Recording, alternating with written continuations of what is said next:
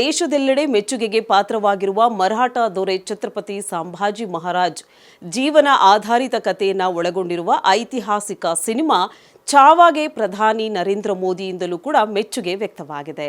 ಚಾವಾ cinema Chhatrapati Sambhaji Maharaj ಅವರ ಜೀವನವನ್ನ ಆಧರಿಸಿದೆ. ಈ ಸಿನಿಮಾದ ಪ್ರಭಾವ ದೇಶಾದ್ಯಂತ ಬೆಳೆಯುತ್ತಿದೆ ಎಂಬುದನ್ನು ಸೂಚಿಸುತ್ತದೆ ಎಂದು ಮೋದಿ ಹೇಳಿದ್ದಾರೆ.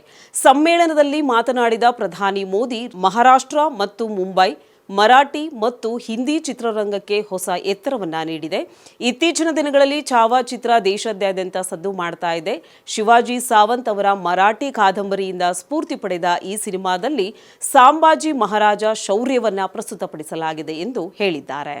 ಈ ಸಿನಿಮಾ ಫೆಬ್ರವರಿ 14ರಂದು ಚಿತ್ರಮಂದಿರಗಳಲ್ಲಿ ಬಿಡುಗಡೆ ಆಯಿತು. ಇದು ಪ್ರೇಕ್ಷಕರಿಂದ ಸಾಕಷ್ಟು ಮೆಚ್ಚುಗೆಯನ್ನು ಪಡೆದಿದೆ. ಈ ಚಿತ್ರ ಪ್ರೇಕ್ಷಕರ ಮನಗೆದ್ದಿದ್ದು ಮಾತ್ರವಲ್ಲದೆ ಇದುವರೆಗೂ ವಿಶ್ವಾದ್ಯಂತ 310.5 ಕೋಟಿ ರುಗೂ ಹೆಚ್ಚು ಕಲೆಕ್ಷನ್ ಮಾಡಿದೆ.